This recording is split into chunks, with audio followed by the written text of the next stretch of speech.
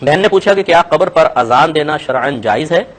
دیکھیے نبی کریم صلی اللہ علیہ وسلم سے ثابت تو نہیں ہے کہ باقاعدہ کوئی اذان دی گئی ہو، لیکن میرے آقا صلی اللہ علیہ وسلم سے ذکر الہی کرنا، قبر کے پاس ذکر الہی کرنا اور اس کے بعد یہ فرمانا کہ میرے ذکر کی برکت سے قبر کشادہ کر دی گئی ہے، یہ ثابت ہے۔ تو اگر وہاں پر کوئی اذان کو ذکر کی نیت سے دیتا ہے تو اس میں کوئی حرج نہیں ہے۔ جیسے بچے کے کان میں اذان دینا یہ ذکر کے طور پر ہوتی ہے تاکہ بچے کے کان میں اللہ سماعتوں سے اللہ تعالیٰ کا نام ٹکرائے تو برکت پیدا ہو، اسی طریقے سے برکت کے حصول کے لیے اگر کوئی قبر پہ کھڑے ہو کر اذان دیتا ہے تو کوئی حرج نہیں ہے۔ اسی طریقے سے تیز آندھی طوفان میں بھی فقہاء نے اذان دینے کی اجازت مرحمت فرمائی ہے۔ ایک مرتبہ حضرت علی رضی اللہ تعالیٰ عنہ کچھ غمگین سے بیٹھے تھے، نبی کریم صلی اللہ علیہ وسلم نے ارشاد فرمایا کہ ان کے کان میں اذان دو کیونکہ اذان غم کو دور کر دیتی ہے۔ ایک روایت میں رحمت کونین صلی اللہ علیہ وسلم نے فرمایا کہ جب اذان دی جاتی ہے تو جہاں تک اس کی آواز جاتی ہے شیطان دور بھاگ جاتا ہے، اس لیے فقہاء نے لکھا ہے کہ بہتر ہے کہ اذان دے دی جائے کہ مردہ غم میں بھی ہوتا ہے، پریشانی میں ہوتا ہے، شیطان بھی اس کو بہکانے کے لیے آ سکتا ہے، اذان دی جائے گی تو شیطان بھی بھاگ جائے گا، غم بھی دور ہوں گے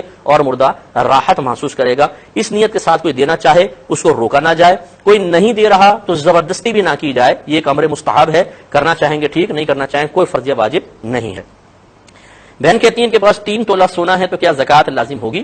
بہن اگر آپ 3 تولہ سونا کے ساتھ ساتھ آپ کے پاس اور بھی کچھ مال ہے، مثلا کیش ہے یا چاندی وغیرہ ہے، تو پھر تو اس کا حساب ہوگا کہ سال کے بعد آپ اس کا حساب کریں گی، ان تمام چیزوں کو ملا کر سونے کی قیمت نکالیں گی، کیش کو ملائیں گی اور پھر اس کا 2.5% زکوٰۃ ہے۔ لیکن اگر آپ کے پاس کیش وغیرہ بالکل بھی نہیں ہے، چاندی وغیرہ نہیں ہے، صرف سونا ہے، تو جب تک 7.5 تولہ نہیں ہوتا اس پر زکوٰۃ لازم نہیں ہوتی ہے۔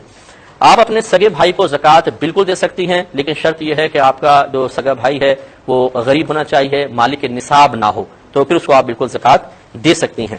تو یہ تھوڑے سے مسائل میں نے آپ کی خدمت میں عرض کیے۔ ایک کویشچن یہ پوچھا گیا تھا کہ اگر کوئی اپنا گناہ ہمارے سامنے ذکر کر دیتا ہے تو کیا اس گناہ کو سننا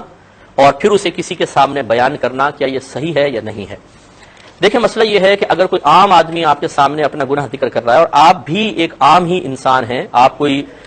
مثلا مفتی نہیں ہیں، آپ کوئی ماں باپ نہیں ہیں کہ اپنے بچوں کی بات سن کر اس سے کوئی حل پیش کر رہے ہیں، آپ کوئی ٹیچر نہیں ہیں کہ اسٹوڈنٹ آپ کو بتا رہا ہے اور آپ اس کا حل پیش کریں، آپ وکیل نہیں ہیں، آپ جج نہیں ہیں، یعنی ایسی کوئی بھی آپ شخصیت نہیں ہے کہ جس کے سامنے گناہ بیان کیا جائے تو وہ توبہ کا ذکر کرے اور توبہ کی طرف مائل کرے اور آپ کو گناہ سے بچنے کے طریقے بتائے، یا کوئی کیس وغیرہ کا مسئلہ ہو، تو پھر یاد رکھیے کہ ایسے عام آدمی کے سامنے گناہ بیان کرنا بھی گناہ ہے اور سننا بھی گناہ ہے۔ بالکل نہ سنیں کسی کا گناہ اس طریقے سے، اگر آپ نے اس کو اجازت دی تو وہ بیان کر رہا ہے، گناہ کی اجازت دینا گناہ ہوتا ہے۔ جیسے دوستوں سے بعض وقت شیئر کر لیتے ہیں، یار ایک بڑا پرابلم ہو گیا، کیا ہو گیا یار؟ اب آپ کو پتہ ہے کہ کوئی حل تو نکال نہیں سکتا، لیکن ہم اس کے سامنے گناہ کو ذکر کر دیتے ہیں، بچیاں اپنی سہیلیوں کو گناہ بتا دیتی ہیں، تو یہ بالکل غلط ہوتا ہے، اس میں آپ مزید گناہ گار ہوں گے، اس پہ ایک الگ مستقل توبہ کرنی ہوگی۔ اور اگر آپ ایسے ہیں کہ مثلا آپ جیسے میں نے کچھ مثالیں دی ہیں کہ آپ والدین ہیں، بچہ آپ کے سامنے کوئی اپنی خطا ذکر کرنا چاہتا ہے تو بالکل آپ اس کو سنیں،